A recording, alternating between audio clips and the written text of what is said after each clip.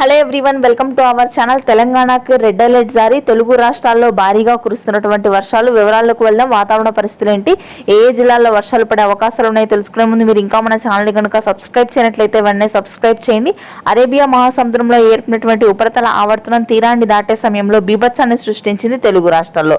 ముఖ్యంగా మధ్యాంధ్ర, ఉత్తర తెలంగాణ, మధ్య తెలంగాణ ప్రాంతాల్లో మరొక 2 రోజుల పాటు వర్షాలు కొనసాగే అవకాశం ఉంది. ఇప్పటికే దక్షిణ తెలంగాణ ప్రాంతాల్లో రికార్డు స్థాయి వర్షపాతానికి రోడ్లన్నీ జలమయమయ్యాయి. ప్రస్తుతానికి అయితే మహబూబ్ నగర్, గద్వాల్, కరీంనగర్, వరంగల్ ప్రాంతాల్లో మరొక 2-3 రోజుల పాటు వర్షాలు కొనసాగగా హైదరాబాద్ లోని యూసుఫ్గూడ, అమీర్పేట, కాగజ్ నగర్, మల్కాజ్గిరి, జిహెచ్ఎంసీ, ఉప్పల్, నాంపల్లి, ఖైరతాబాద్, ఆదిబట్ల, గట్కేసర్ ప్రాంతాల్లో ఇవాళ రేపు మోస్తరు వర్షపాతం నమోదవుతుంది.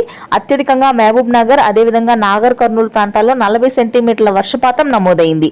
ఇక మధ్యాంధ్ర, గుంటూరు, కృష్ణా, కోనసీమ ప్రాంతాల్లో కూడా బుడమనేరు ప్రవాహానికి ప్రస్తుతానికి అయితే విజయవాడ నగర ప్రాంతం మొత్తం కూడా నీట మునిగింది.